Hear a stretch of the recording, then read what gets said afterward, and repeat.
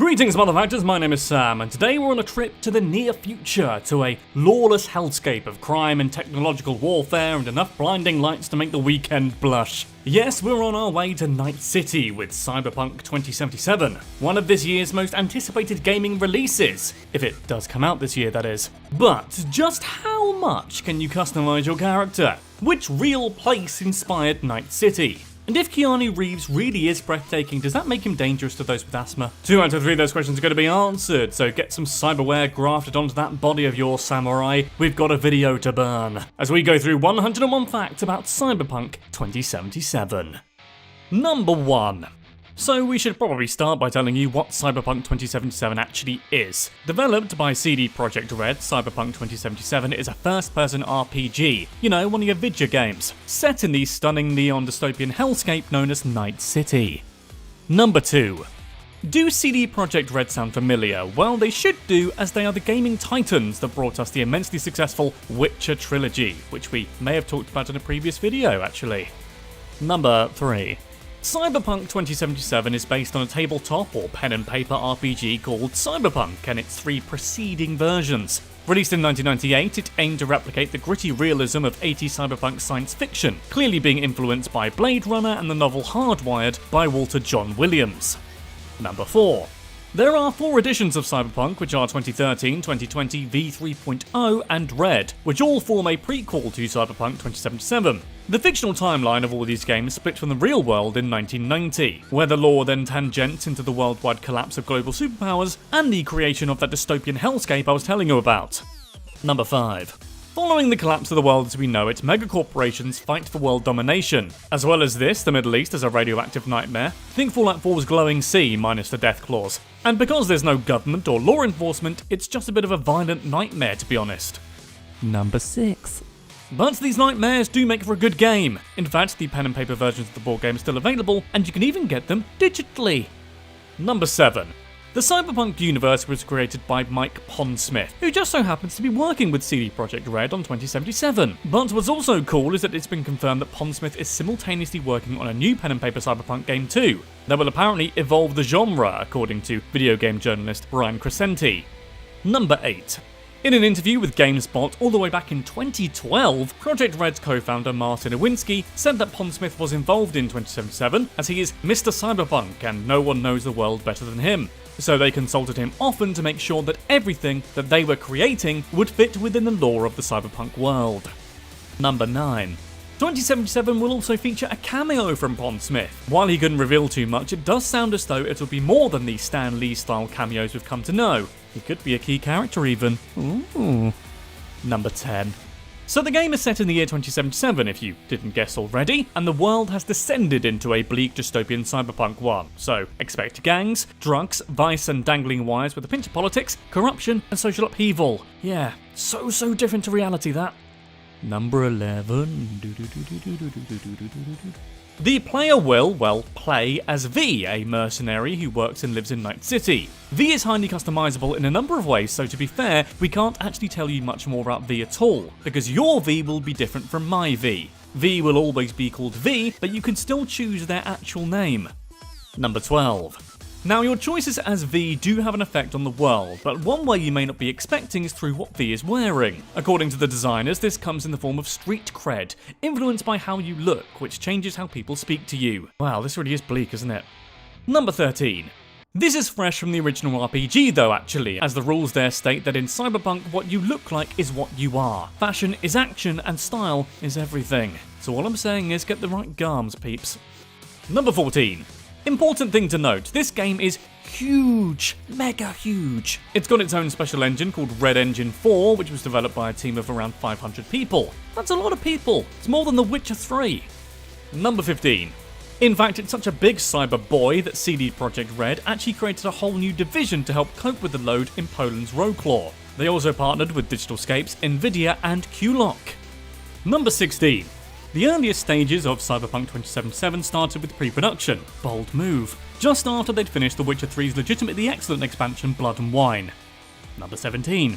Now, as you may have noticed, a pandemic is on, unless you're from the near future when all of this is gone, right? Please say it's the near future, please. This has meant that a lot of further work on the game has had to be done at home. Over 700 workstations with Cyberpunk on them were shipped to employees, which must have been eye-wateringly expensive. Ouch. Number 18. Speaking of expensive, Freddos. Am I right, British millennials? But also this game's development. It cost between $75 to $120 million, and that's just a guesstimate. With marketing involved too, it could well be in the region of $175 to $220 million. Number 19. And boy, or girl, or whatever you want, was it delayed. The first trailer for the game was published to YouTube on January the 10th, 2013. Initially, it was going to be released on April the 16th, 2020, but then it got delayed till September 17th, and then it was delayed again on November 19th. God, I really hope for the last time. I need things to look forward to. Well, guess what? I had to re-record the end of this fact again because it's been delayed again until the 10th of December. I understand it, but I'm just sad, okay? Number 20. CD Projekt Red actually changed the working week to be 6 days instead of 5 in late development to ensure that the game will meet this release date. This controversial process is known as crunching, although they call it overdrive, and is something that CD Projekt Red actually said they wouldn't do. Number 21. The crunch time will be used to good effect, including finding all those sneaky glitches and bugs that somehow made it into the game, which will be fixed with a day 1 patch. So clear space on those hard drives, gang. Number 22. In June 2017, Cyberpunk 2077 was cyberpunked by some real-life cyberpunks. How? Well, some designs and assets were somehow stolen, and CD Projekt Red were threatened with a big old leak, and I don't mean the veg. Number 23. Much like the US, CD Projekt Red don't negotiate with terrorists. That too grandiose? Perhaps. Instead, they whacked out a spoiler warning on Twitter. Good guys. Number 24.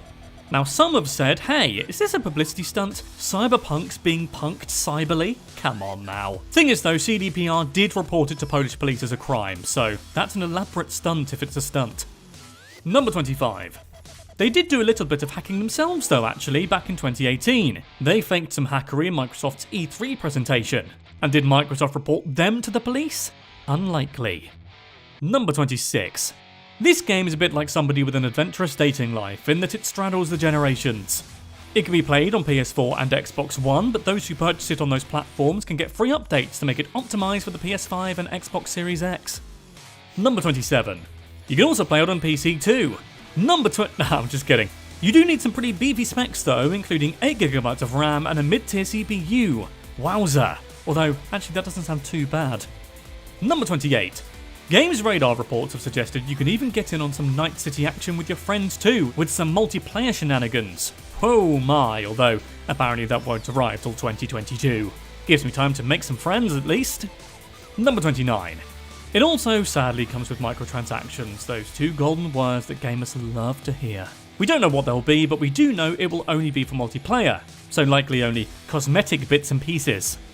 Number 30. You know how sometimes when you're watching something being dubbed in a different language, it's kind of weird because the mouths don't move the same? Well, Cyberpunk 2077 shan't suffer from that. CDPR apparently put together some technology based on neural networks that allows the characters to move their mouths in time with all localized language versions of the game. Pretty cool, huh? Number 31. The combat system may look very FPS-y, but CDPR are very keen to point out that it's still very much an RPG-based title, and that the damage you do is all related to your character and how you've built them. Wow, a lot of acronyms in that fact there. OMG, LOL. Number 32. In fact, speaking of weapons, they come in 3 flavours, or types if you will. First of all, there's power, which are essentially your old-fashioned bullet-based weapons, like we have in the current day, which to them is the past. Ain't that wild? Number 33. Then you've got your tech weapons, which fire using your newfangled electromagnetic technology. Ooh la la ooh wee wee. They're also more powerful the longer you charge them. Number 34. Finally, or sort of kind of finally, you've got smart weapons, a bit like a smart watch but in gun form. Not in that they tell the time, or maybe they do, hey, it's the future. But they somewhat unfairly are guns with guided bullets. So just fire the gun and they'll follow the bad guy for you. Neat, huh? Number 35. I said finally, or sort of finally in the last fact, because you've also got some melee weapons in there too. It's not just hacking away though, these are the people that made The Witcher 3, remember? You need to block and parry too, including the cybernetics and pretty katanas too. Number 36. Technically speaking, you can play this game without killing anybody. In the game, I mean. You should definitely play it in real life without killing anybody. Thing is though, you can't be a complete pacifist. What do I mean by that? Well, apparently some combat scenarios are unavoidable sadly, but there are some non-lethal weapons, so you do have some non-killy options. Number 37. Speaking of killy, by the way, the only way for you to get a game over is when you get killied. I should stop saying killy. You see, Cyberpunk's missions won't have checkpoints where you have to start a mission all over again just because you didn't do exactly what they said. Number 38. As an example, if you're tasked with protecting some poor idiot and you decide to get a burger instead of going to meet them, and then they die, first of all, you're pretty bad at your job, but also the game doesn't just restart because you goofed, it carries on, a bit like life in a way. Number 39. Also like in real life, everybody in the game will have their own unique daily routine, that's including all NPCs. This means you can follow people about to your voyeuristic heart's content and spy on them, seeing exactly what they get up to. Nobody's just wandering around aimlessly like I am in my life. Number 40. There's also a nice mix of companions too, though who these people are entirely depend on the choices you make. For instance, some people can absolutely hate you or love you depending on what you do in the game, and the ones that love you, I find, are more inclined to follow you. Number 41. These companions vary somewhat in how much they do follow you though. Some of them do so as you roam around free, whereas others are mission specific. The meaning of life. Speaking of roaming around free, by the way, you don't have to just amble about, there's lots to do in the form of mini-games. These are the guys that gave you Gwent after all. There's not a full list yet, but mini-games mentioned include car racing, boxing, shooting, and hacking. Number 43. The game's length is shorter than that of The Witcher 3 because apparently a lot of people didn't finish it because it was too long. What, do you have lives or something? So it's shorter, but like The Witcher 3, it does have multiple endings, depending on what you do. Number 44. Remember those little NPC lads just living their lives I mentioned earlier? There could be a photo mode in which you can take pictures of these little NPC lads, but this is yet to be confirmed even though it seems to be in every single game ever. But it could come, apparently, to Cyberpunk, so cross those fingers. Number 45. And speaking of what you do, I am the Segway King. Well, that all depends on your life path. Now this is something you pick to determine your character's backstory, and each of which have starting locations and missions. For example, there's Street Kid, an urban night city native, a nomad, an outsider from out of town, or a corpo. Number 46. Should you be a corpo, you'll be trying to climb the corporate ladder of the Araska Corporation using some clever espionage tactics. It's all very exciting. Number 47. In case you're wondering who they are, the Araska Corporation is a mega corporation who basically control Night City, and have many cyber fingers in, cyber pies. Including security, banking, and manufacturing, and even some weaponry too. Could come in handy. Number 48. There are also separate classes outside of your life paths too, which are fluid and can change. These include Solo, a class for those who like the simple just go up and hit it approach, Netrunner, which allows you to hack and go all watchdogs on people, and Techies, who specialise in building their own weapons and gadgets. Number 49. Originally you could choose a bit more for your V, including who their childhood hero was and their key life event. But this has since gone away and been more streamlined to be the life path choice instead. Number 50. But what are the things that V can sharpen up on along their journey through this neon-tinted crime world? Well, there are 5 basic traits you can grow across the game. Body, intelligence, reflexes, technical, and cool. All of which are right on the 0 meter for me in real life. I mean 10. Number 51. A lot of these relate to different areas of combat and abilities and traversal, etc., but cool doesn't quite mean trendy. It more means how good your V is at staying cool, calm and collected in tense sitches. Handy for snipers too, apparently. Number 52. You can also naturally completely sculpt your V to look exactly how you like, and there's a sentence I hope doesn't get taken out of context. And by the way, I mean exactly how you want, including areas of the body we can't talk about without getting a big old demonetization, but basically anything is possible. Number 53. And as with any open world RPG, there's lots of romance options. Wow, really is escapism for someone like me. Cyberpunk allows you to cater to many different sexual preferences, and how your V looks and acts can attract different people. It's said there are many people to romance out there. Number 54. Whichever gender you pick your V to be, CDPR specifically designed the game so that story and experience would be exactly the same. V's dialogue and treatment by other characters though can vary depending on which gender you are, just like in real life I'm told. Number 55. The game is pretty much entirely first person, but you are able to drive around in third person too. This will allow you to see a lot of the world you may miss as you drive past, which is why I wish you could drive in third person in real life, to be honest. Number 56. Cyberpunk 2077 has 3 times as many ways to complete available missions than The Witcher 3 ever did, with CDPR apparently trying to consider every possible thing a player can do, which frankly must have been a dark, dark thought process. Number 57. Much like many others in the Cyberpunk 2077 world, the player will have the gift of cyberware, some lovely tech grafted onto your body which can help out in many ways. For instance, it gives you a version of the Witcher sights from, well, The Witcher 3, which I found jolly helpful in honesty. Number 58. And yes, you can modify your body to be as cyber as possible, though in the Cyberpunk world and games, this can be dangerous. It can lead to cyberpsychosis, which is when you lose touch with your humanity and become a bit more metallic and Terminatory, I guess. It's unknown if this has an effect in 2077 though. Number 59. According to Mike Pondsmith, Night City is actually sort of based on a real place. It's created on the quote-unquote bones of Morrow City in California, which he drove through on various road trips. One glance at the in-game map in comparison to the real shape of Morrow City confirms this. Number 60. According to Hiroshi Sakakibara, Environment City Coordinator at CD Projekt Red, the main inspiration for Night City's in-game look is Blade Runner, which is kind of a go-to for all technocratic hellscapes really. However, he did also say that Ghost in the Shell and film that everybody thinks is just about a bike, Akira, were touch points too. Number 61.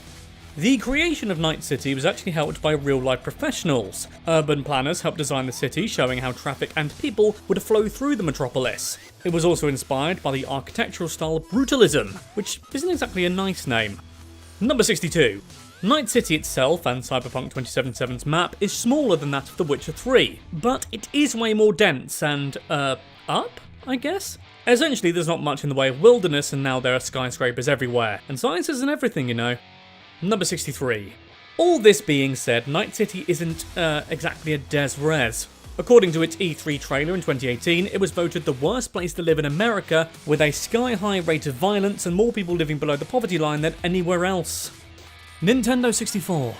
Night City may be a hellish place to live by the time we see it in 2077, but it was envisioned to be a utopia by its creator, businessman Richard Knight, who had the goal of creating the ideal city. Of course, as we know, things didn't quite end up that way. Number 65. But anyway, what can you expect from Night City in 2077? Well, it's split into several different districts: Watson, City Centre, Pacifica, Haywood, Westbrook, and Santo Domingo. All of these are based on real locations in San Francisco and LA, and you'll be thrilled to hear there are no loading screens between them. Number 66. Each of these districts has different characteristics. In a nutshell, Watson is not to do with Emma, but is the corporate centre of Night City, and it also happens to be where the game begins and your character V lives. The city centre is like the upmarket version of this, crammed with neon lights and glass skyscrapers. But because it's fancier and one of the new parts of the city, it does have more security. But look at it, it's pretty. Number 67. Pacifica is an ex-tourist hotspot, left abandoned and full of scary strangers and rival gangs, the Voodoo Boys and the Animals, but I'll talk about them later. Haywood is a nice little suburban area, but they do have a bit of a gang problem, so keep your wits about you. Number 68.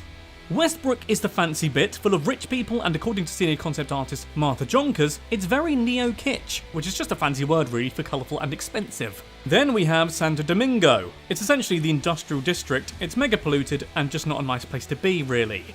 Number 69. Slide that slider up. You'll also bump into a lot of robots during your stay in Night City, not just in the form of cyborgian people, but the city heavily relies on robots and robotics for various day-to-day stuff like waste collection, maintenance, and public transportation. Number 70. So let's talk about those gangs you'll inevitably run into during your stay in Night City. In Cyberpunk 2077, there are the following gangs of best friends: 6th Street, the Animals, Maelstrom, Moxes, Scavengers, Tiger Claws, Valentinos, and the Voodoo Boys. Number 71.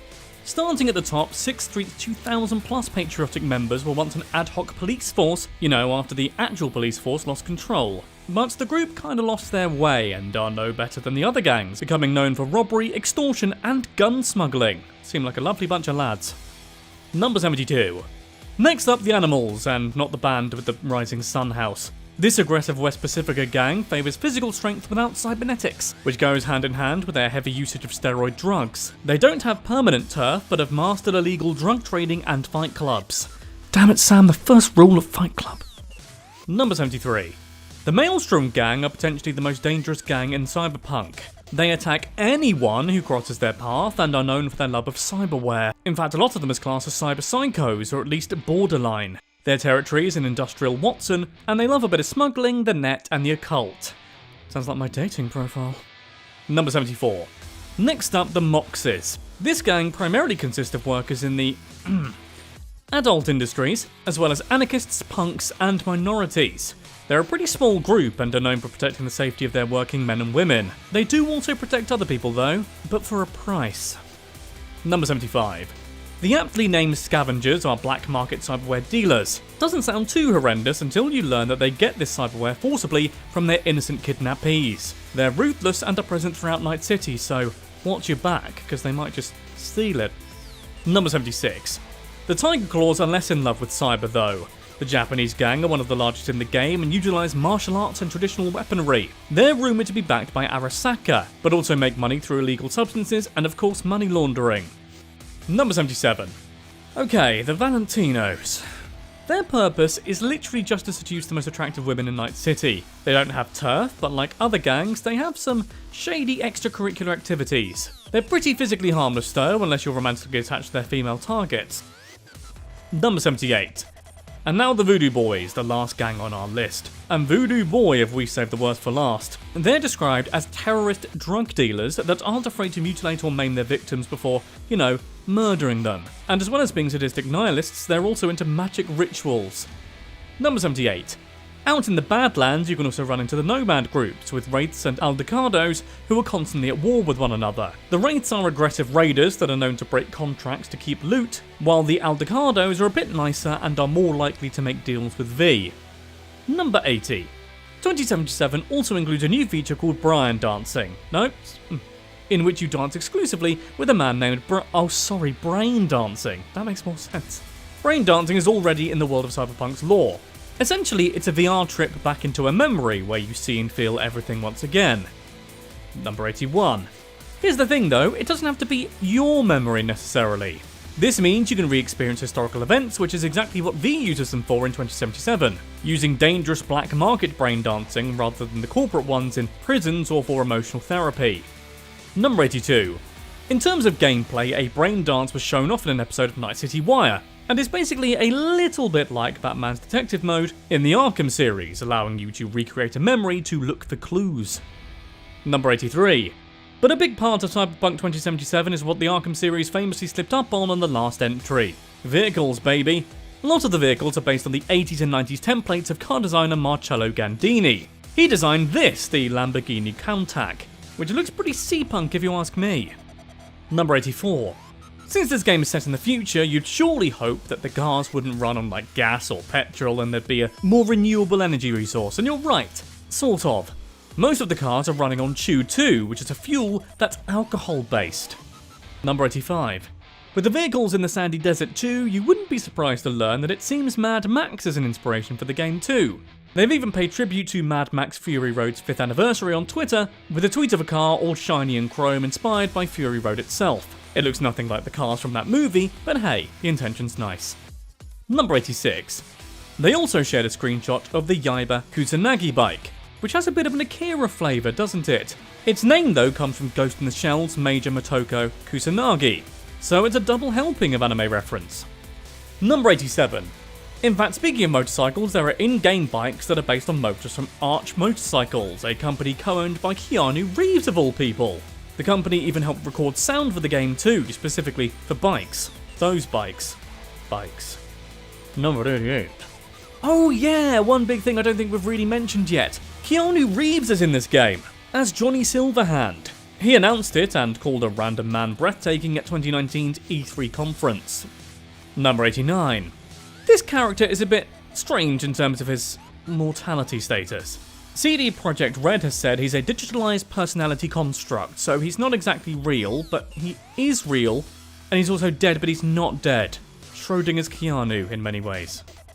Number 90. It took 15 days for Keanu to record his initial lines, but he loved working on the character so much he actually asked for his character to have double the amount of screen time. Yeah, he actively asked for more work.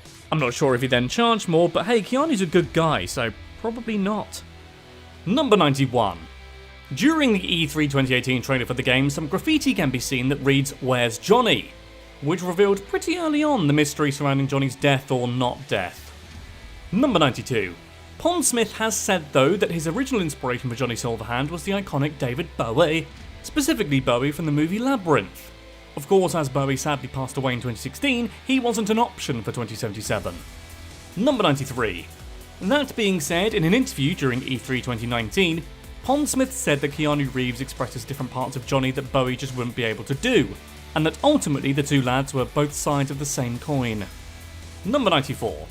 Speaking of cameos, Canadian musician Grimes will also feature in 2077 as Lizzie Wizzy, the frontwoman of the band Lizzie Wizzy and the Meta Dwarfs.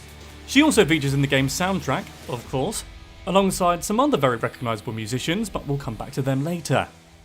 Number 95. Speaking of Grimes though, her bow might also make somewhat of an impact on the game. It's rumoured that meme lord Elon Musk's Cybertruck could be making an appearance after the Cyberpunk Twitter account replied to Musk's picture of the car with, "We had a deal, Elon." Is this a joke or will we see the Lego car skidding around the corners of Night City? Only time will tell. Number 96. Michael Leon Woolley plays Dexter Deshawn, or Dex for short. What a cool name for a cool guy. He's also harboring a little Easter egg too. Look at his shoes. That there is the sign of the Witcher School of the Wolf. As I said, cool guy. Number 97. During that E3 2018 trailer we talked about a few facts ago, some amongst you may have noticed that the song V is listening to is Johnny Silverhand's song Chippin' In. Oh, and V is wearing a samurai jacket, you know, the band that Johnny was the lead man of. Number 98. Johnny Silverhand is actually portrayed by two different people in 2077. As I said earlier, his face is modelled after Keanu, who also does the voice throughout the game, but his singing voice is portrayed by Dennis Lyxzén of the Swedish hardcore band named after my advances in the world of romance, Refused. Number 99. In addition to Refused and Grimes, the soundtrack will also feature ASAP Rocky, or WhatsApp Ricky to the cultured people in the audience, as well as Gazelle Twin, Deadly Hunter, Rat Boy, Ilan Rubin, Richard Devine, Nina Kravitz and Tina Gao. That's like a pretty good lineup, right? Number 100. In fact, a couple of my faves in the music world, Run the Jewels, are releasing their own Cyberpunk 2077 music video. What that means, I don't know. I don't think it's a new song, but a music video set in Night City with Killer Mike and LP. Stay gold, fellas. All in, baby. It's number 101 now. Oh, and hey, for our final fact, let's get excited about some other cool Cyberpunk stuff coming up. If you're a comic book fan, you'll be pleased to hear that Dark Horse Comics released the first issue of a 2077 limited comic series back in September 2020. And if you're an anime lover, then get excited because Netflix, of all people, is making a Cyberpunk anime series scheduled for 2022. So that right there was 101 facts about Cyberpunk 2077. Is this your potential game of the year? Let me know in the comments down below. Be sure to give this video a like and subscribe to 101 Facts if you haven't done so already because, we're just having so much fun on this little subscribership of ours. And hey, in the meantime, 2 videos are on your screen now that you're gonna cherish more than your own kids if you have kids, and if you don't have kids, more than your future kids if you have them, and if you don't have kids in the future, I don't know what to tell you, you're just gonna really like them, okay? So why not give them a click and prove me right, and I'll see you there. Goodbye.